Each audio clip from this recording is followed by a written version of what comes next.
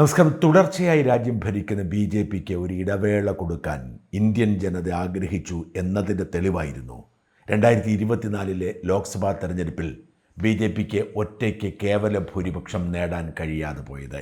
3-2 ഭൂരിപക്ഷത്തിന് വേണ്ടിയായിരുന്നു BJP 2024 മത്സരത്തിനിറങ്ങിയതെങ്കിലും ഘടകകക്ഷികളുടെ പിന്തുണയില്ലാതെ ഭരിക്കാൻ കഴിയുന്ന സാഹചര്യമല്ല ജനവിധിയിലൂടെ ഉണ്ടായത്.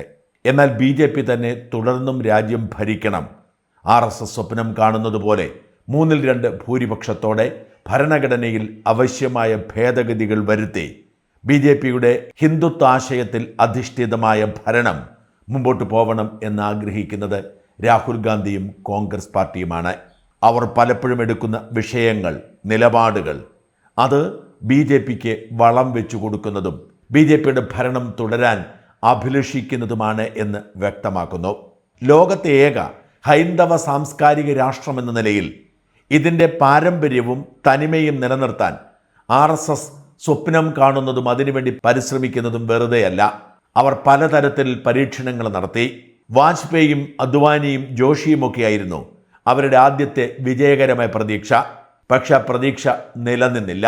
തുടർന്നാണ് വികസനം എന്ന മോഡലിൽ മോദിയെ രംഗത്തിറക്കുന്നത്. അത് വമ്പൻ വിജയമായി. എന്നാൽ അടിസ്ഥാനപരമായി ഭാരതം എന്ന രാഷ്ട്രത്തെ ലോകത്തിൻ്റെ നെറുകയിൽ എത്തിക്കുന്നതിനൊപ്പം ഇവിടുത്തെ ഹിന്ദു സംസ്കാരവും ആ വളർച്ചയുടെ ഭാഗമാവണം എന്ന് RSS അഭിലഷിക്കുകയും അതിന് പരിശ്രമിക്കുകയും ചെയ്യുന്നു.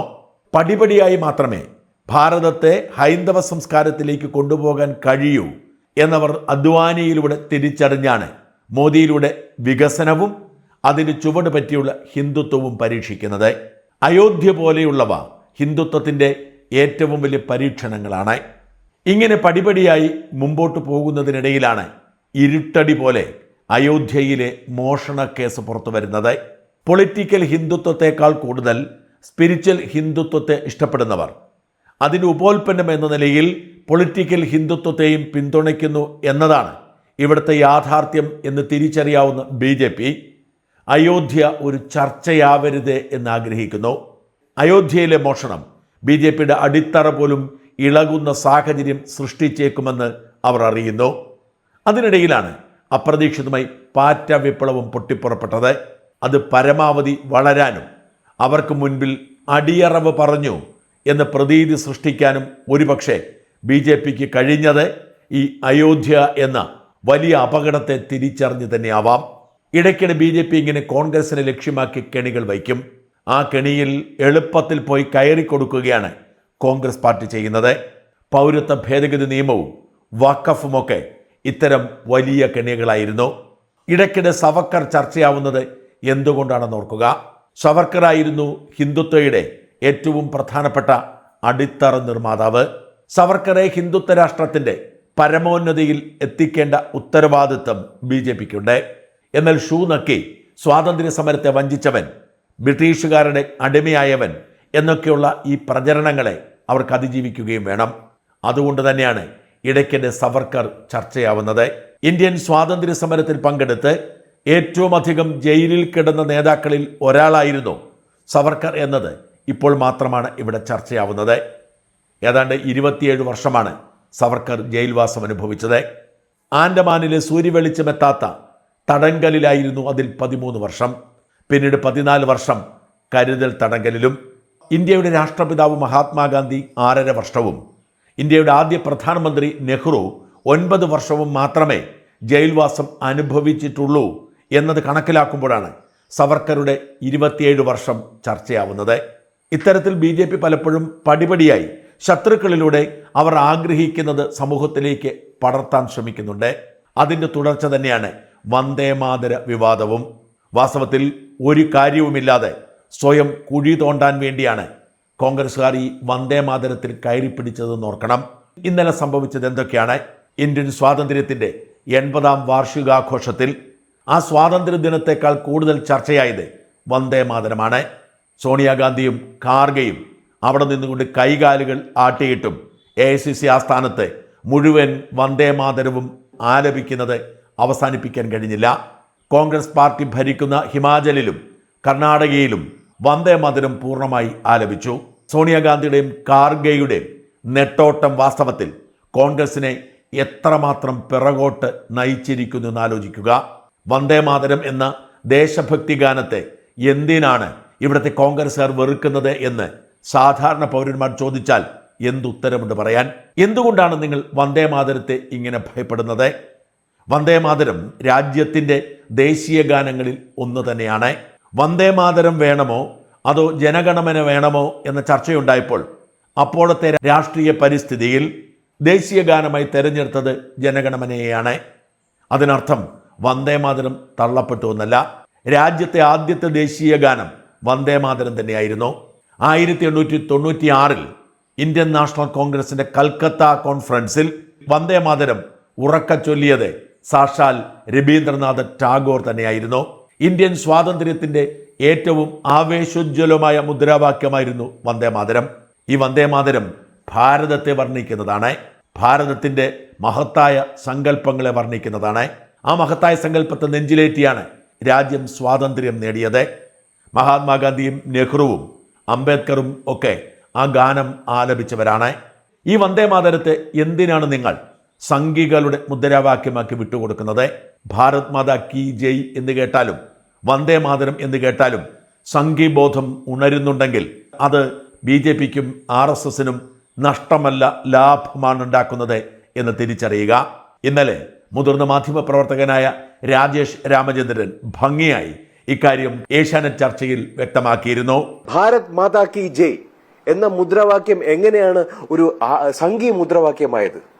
ഭാരത് മാതാ കി ജയ്, വന്ദേ മാതരം, ഹിന്ദു മുസൽമാൻ കി ജയ്, മഹാത്മാഗാന്ധി കി ജയ്, ഇതായിരുന്നു ഇന്ത്യൻ സ്വാതന്ത്ര്യ സമരത്തിലെ ഏറ്റവും വലിയ മുദ്രാവാക്യങ്ങൾ. ഈ മുദ്രാവാക്യങ്ങളിൽ മഹാത്മാഗാന്ധിയെ നമ്മളെല്ലാവരും കൊന്നുതള്ളി. പിന്നീട് ഹിന്ദു മുസൽമാൻ കി ജയ് 1946 ഡയറക്ട് ആക്ഷൻ ഡേയോടുകൂടി ജിന്ന അതിന് പ്രസക്തി ഇല്ലാണ്ടാക്കി. പിന്നീട് ഉണ്ടായിട്ടുള്ള വന്ദേ മാതരവും ഭാരത് മാതാ കി ജയും ഇത് രണ്ടും സംഘീയ മുദ്രാവാക്യങ്ങളുമായി. പിന്നെന്താ ബാക്കി? പിന്നെ കോൺഗ്രസിന് എന്താണ് ബാക്കി? അതായത് ഗാന്ധിയൻ ദേശീയത, ഇൻക്ലൂസീവ് ദേശീയത. ഈ ഗാന്ധിയൻ ദേശീയതയും ഇൻക്ലൂസീവ് ദേശീയതയുടെയും അടിത്തറയിലല്ലേ രാഷ്ട്ര നിർമ്മാണം ഉണ്ടാവേണ്ടത്? അങ്ങനെ ആയിരുന്നല്ലോ ഉണ്ടായത്. ആ രാഷ്ട്ര നിർമ്മിതിയില്, ആ രാഷ്ട്ര നിർമ്മാണത്തിന്റെ മുന്നോട്ടുള്ള പ്രയാണത്തില് നമുക്ക് അടിത്തറ തന്നെ വേണ്ട എന്ന് വന്നു. അപ്പോൾ ഗാന്ധിയൻ ദേശീയതയ്ക്ക് പകരമായിട്ട് ഇന്ത്യയിലെ ജനതയാണ് വോട്ട് ചെയ്ത് ഹിന്ദുത്വ ദേശീയതയെ കൊണ്ടുവരുന്നത്.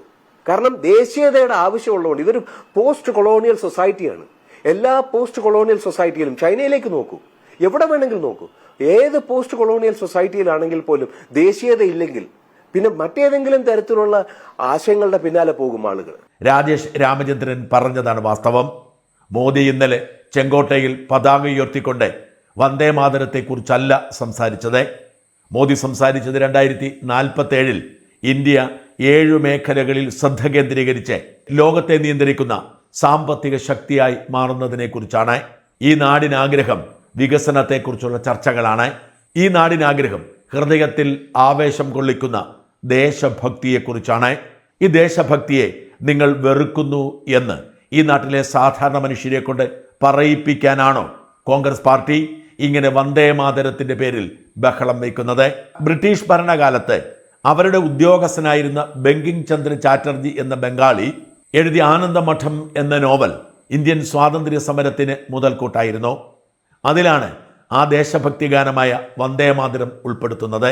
ആ വന്ദേമാതരമായിരുന്നു ഇന്ത്യൻ ദേശീയ പ്രസ്ഥാനത്തെ ഏറ്റവും അധികം ആവേശം കൊള്ളിച്ച മുദ്രാവാക്യം. ഇതിൻ്റെ അർത്ഥം മനസ്സിലാക്കിയാണോ നിങ്ങളിൽ പലരും ഈ ബഹളം വയ്ക്കുന്നത്?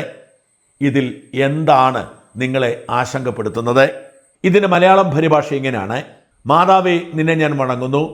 സമൃദ്ധമായ ജലസ്രോതസ്സുള്ളവളെ, സമൃദ്ധമായ ഫലങ്ങൾ നൽകുന്നവളെ, മലകളിൽ നിന്നുള്ള സുഗന്ധമുള്ള തണുത്ത കാറ്റിനാൽ ശീതളമായവളെ, പച്ചപ്പാർന്ന വിളകളാൽ അണിഞ്ഞവളെ, എൻ്റെ മാതൃഭൂമിയെ നിന്നെ ഞാൻ വണങ്ങുന്നു.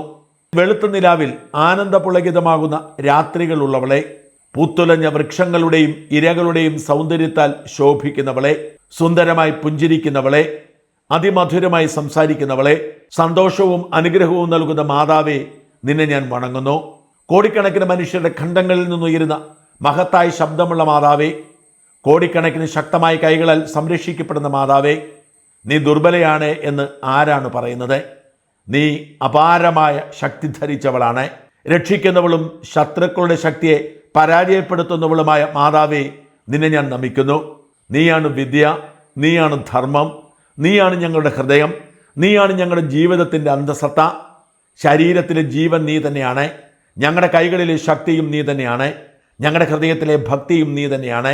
ഓരോ ക്ഷേത്രത്തിലും ഞങ്ങൾ രൂപപ്പെടുത്തുന്ന ദേവതയുടെ പ്രതിമയിൽ പോലും നിന്നെയാണ് ഞങ്ങൾ കാണുന്നത്. ഇവിടം വരെ ആർക്കും ഒരു തർക്കവുമില്ല കേട്ടോ. ഇവിടെ മുതലാണ് തർക്കം കാണുന്നത്. പക്ഷെ ഇവർ മറന്നു പോകുന്നത് ഭാരതം ഒരു ഹൈന്ദവ വിശ്വാസത്തിൽ അധിഷ്ഠിതമായ ദേശമാണ്. ഈ ഹൈന്ദവ വിശ്വാസത്തിൻ്റെ പ്രത്യേകതയും പാരമ്പര്യവുമാണ് അന്യമതങ്ങളെയും അന്യദൈവങ്ങളെയും ആദരിക്കുന്നതും അവരെയും ദൈവമായി കാണുന്നതും. അതുകൊണ്ട് ബങ്കിം ചന്ദ്ര ചാറ്റർജി എഴുതുന്നു, ഓരോ ഭാരതീയനും ഓരോ ദൈവത്തിലും കാണുന്നത് ഭാരതാംബെ അമ്മയാണെന്ന്. അതുകൊണ്ട് ഇവിടെയുള്ള ചില ഹൈന്ദവ ദൈവങ്ങളുടെ പേര് പറഞ്ഞപ്പോൾ ഇവർക്ക് കുരുപൊട്ടി. അതുകൊണ്ട് അവർ ഓരോ ക്ഷേത്രത്തെയും രൂപപ്പെടുത്തുന്ന ദേവതയുടെ പ്രതിമയിൽ പോലും നിന്നെയാണ് ഞങ്ങൾ കാണുന്നത്. ഞങ്ങൾ അമ്പലത്തിൽ പോയി അയ്യപ്പനെ തൊഴുതാൽ, രാമനെ തൊഴുതാൽ, ശിവനെ തൊഴുതാൽ, വിഷ്ണുവിനെ തൊഴുതാൽ, ദുർഗയെ തൊഴുതാൽ ഞങ്ങൾ കാണുന്നത് ഭാരതാംബെ നിന്നെയാണ്. അത് മഹത്തായ പാരമ്പര്യമാണ്. പിന്നെ എണ്ണി പറയുന്നു ദുർഗയെക്കുറിച്ചും ലക്ഷ്മിയെക്കുറിച്ചും സരസ്വതിയെക്കുറിച്ചും. നീ തന്നെയാണ് ദുർഗ, 10 ആയുധങ്ങൾ ധരിച്ച ശക്തിയുടെ രൂപം. നീ തന്നെയാണ് കമല, താമരയിൽ വസിക്കുന്ന സമൃദ്ധിയുടെ പ്രതീകം. നീ തന്നെയാണ് സരസ്വതി, ജ്ഞാനവും വിദ്യയും നൽകുന്നവൾ. നിർമ്മലവും അതുല്യവുമായ കമലെ, നിന്നെ ഞാൻ നമിക്കുന്നു. ജലസമൃദ്ധവും ഫലസമൃദ്ധവുമായ മാതൃഭൂമിയെ, നിന്നെ ഞാൻ വണങ്ങുന്നു. നോക്കൂ, ഇതാണ് ഇവിടെ ചിലരെ കലിപിടിപ്പിക്കുന്നത്. ഇവിടുത്തെ വിശ്വാസത്തിൻ്റെ അടിത്തറയാണ് ദേവിമാർ. ആ ദേവിമാരിലൂടെ ഭാരതാംബയെ കാണുന്നു എന്ന് പറഞ്ഞതോടെ ഇത് വർഗീയമായി, ചെല്ലരുതെന്നായി. എന്നിട്ട് ഇത് അവസാന രൂപത്തിലേക്ക് പോവുകയാണ്. വീണ്ടും ഭാരതാംബയുടെ സൗന്ദര്യത്തിലേക്ക് മടങ്ങുന്നു. പച്ചപ്പാർന്നവളെ, ലാളിത്യവും നിഷ്കളങ്കതയും നിറഞ്ഞവളെ, മനോഹരമായി പുഞ്ചിരിക്കുന്നവളെ, പ്രകൃതിയുടെ സൗന്ദര്യത്താൽ അലങ്കരിക്കപ്പെട്ടവളെ, ഭൂമിയായവളെ, തൻ്റെ മക്കളെ പോറ്റുകയും സംരക്ഷിക്കുകയും ചെയ്യുന്നവളെ, മാതാവേ, നിന്നെ ഞാൻ വണങ്ങുന്നു. ഇത് കേട്ടിട്ട് കുരു പൊട്ടണമെങ്കിൽ എന്തെങ്കിലും സാരമായ കുഴപ്പം ഇവർക്കുണ്ടാവണം. ഒരുപക്ഷെ കോൺഗ്രസ് പാർട്ടിയിലുള്ളവരുടെ ഈ അബദ്ധജടിലമായ സങ്കല്പങ്ങളെ തിരിച്ചറിഞ്ഞാവാം BJP ഈ കെണി ഒരുക്കി വെച്ചിരിക്കുന്നത്. അതെ, ഭാരതത്തെ സ്നേഹിക്കാൻ മടിക്കുന്നവരാണ് കോൺഗ്രസ്സുകാർ എന്ന്, ഭാരതാംബയെ പുകഴ്ത്താൻ ഭയപ്പെടുന്നവരാണ് കോൺഗ്രസ്സുകാരെന്ന് ഈ നാട്ടിലെ ദേശസ്നേഹികളെ കൊണ്ട് പറയിപ്പിക്കുക എന്ന ലക്ഷ്യം മാത്രമായിരുന്നു BJPക്ക്. ആ കെണിയിൽ വീണുപോയി. ഏറ്റവും കുറഞ്ഞത് കേരളം ചെയ്തതുപോലെ ആലപിക്കാതിരിക്കാമായിരുന്നു. ഇപ്പോൾ വന്ദേ ഭാരതത്തിന് നിയമം കൊണ്ടുവന്നതിനർത്ഥം നിങ്ങളത് ചെല്ലണമെന്നല്ല, ചെല്ലുമ്പോൾ അത് എങ്ങനെ ചെല്ലണമെന്നാണ്. ചെല്ലുമ്പോൾ മുഴുവൻ ചെല്ലണം, തടസ്സപ്പെടുത്തരുത്, ക്രിമിനൽ കുറ്റമാണ്. അല്ലാതെ ചെല്ലരുതേ എന്നല്ല. VD സതീശൻ ബുദ്ധിപൂർവ്വം ഒഴിഞ്ഞു മാറി. എന്നാൽ ഹിമാചലിലും കർണാടകയിലും അത് ചൊല്ലി. AICC ആസ്ഥാനത്ത് അത് വേണമെങ്കിൽ ചൊല്ലാതിരിക്കാമായിരുന്നു. എന്നിട്ടും ചൊല്ലി അതിനെ തടസ്സപ്പെടുത്തി. ഒടുവിൽ കസേര എന്ന് വിളിച്ച് സ്വയം നാണം കെടുന്നു. കോൺഗ്രസ് പാർട്ടിയുടെ ഗതികേട് സമീപ ഭാവിയിലെങ്കിലും അവസാനിക്കുമെന്ന് ഞാൻ വിശ്വസിക്കുന്നേയില്ല.